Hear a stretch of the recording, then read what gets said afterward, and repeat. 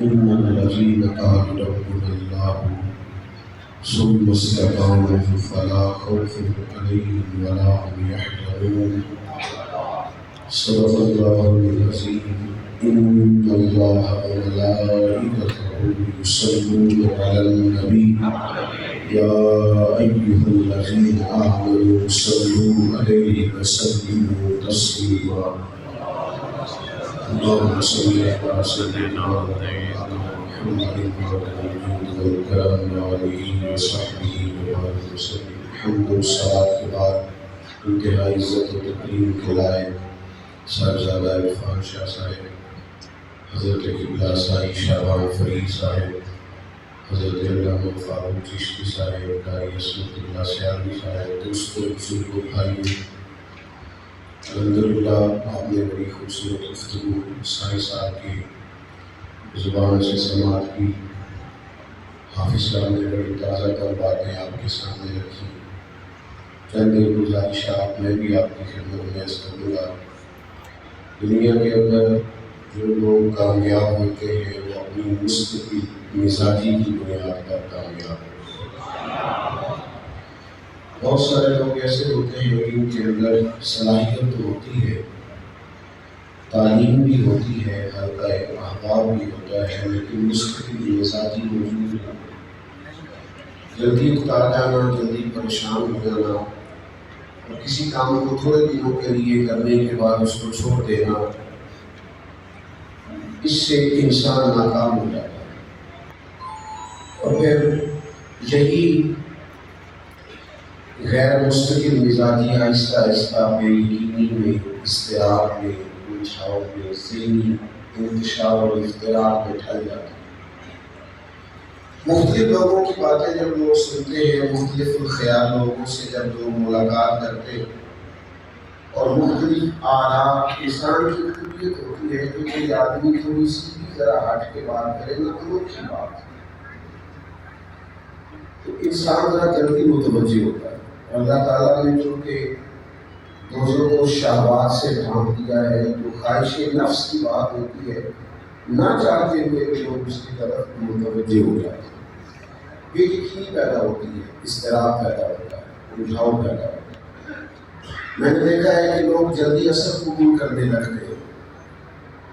جیسا کہ سائی صاحب کچھ چیزوں کی طرف اشارے سے بات کر رہے تھے، میں یہ دیکھتا ہوں کہ ہماری نوجوان نسل کا یہ مزاج ہے کہ صدیوں سے، سالوں سے جو روایات چلی آ رہی ہے، اگر کوئی آدمی یکساں اٹھ کے یک جنبش قلم ان ساری باتوں کو غلط کہتا ہے تو بڑی جلدی لوگ ادھر متوجہ ہوتے ہیں. یہ سوچتے ہیں کہ ایک سند ہے، یہ ایک تسلسل ہے، یہ معیار ہے، اس کے پیچھے صدیوں کی داستان ہے اور تبلیغ دین کا ایک پورا سسٹم ہے اور ایک مینیج سارا یہ شیڈول ہے.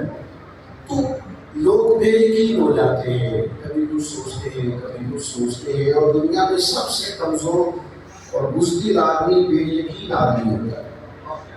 لیکن یہ یقین کی طاقت ملتی کیسے؟ یقین کی طاقت اللہ والوں کی صحبت سے ہوتی ہے. یقین والوں کے پاس بیٹھنے سے بندے کا یقین طاقتور ہوتا ہے. ان شرائع صدر والے لوگوں کے پاس بیٹھنا ضرورت ہے. مولانا وسیع احمد صاحب مرید کہیں تھے، شاگرد کہیں تھے، لیکن اعلیٰ حضرت بریلوی کی خدمت میں اکثر حاضر ہوتے تھے. تو کسی نے ان سے کہا کہ یہاں آپ اتنا کیوں باتیں کرتے ہیں؟ فرمایا اس کے رسول کی دولت دیتا ہے مجھے. اس کے پاس بیٹھتا ہوں تو میری توجہ مدینے کی جانب جاتی ہے. میں اس کی بات سنتا ہوں تو میرے اندر عشق رسول کا دریا مرسل ہوتا ہے. استقامت، شوق، ذوق، وارفتگی، اچھی صحبتوں سے میسر آتی ہے. قرآن مجید نے فرمایا کہ اگر تم خوف اور غم سے، غسل سے آزاد ہونا چاہتے ہو تو پھر ڈٹنا سیکھو، پھر کسی جگہ کھڑے ہونا سیکھو. قرآن مجید نے فرمایا ان الذین قالوا ربنا اللہ ثم استقاموا، بے شک ان لوگوں نے کہا اللہ ہمارا رب ہے، پھر وہ اس پر ڈٹ گئے.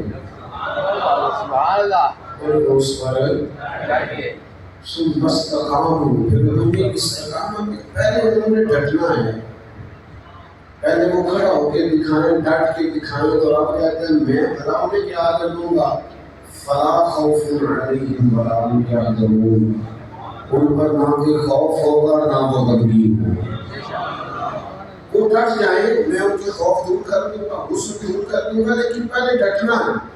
ایک صحابی حاضر بارگاہ تھے، عرض گزار ہوئے یا رسول اللہ صلی اللہ علیہ وسلم، میں زیادہ باتیں نہیں یاد رکھ پاتا، بہت زیادہ قوت حافظہ میرے پاس نہیں ہے، کوئی ایک آدھ بات مل جائے نا اور میں ایسی رائے جو مجھے دنیا اور آخرت میں نفع دے، تو محبوب نے ایک ہی بات ارشاد فرمائی، فرمایا اس ایک بات کو پردے سے باندھ لے، جب تو نے کہا ہے نا کہ اللہ میرا رب ہے، بس پھر اس پر ڈٹ جا، اس پر مضبوط ہو جائے، فکری بنیادیں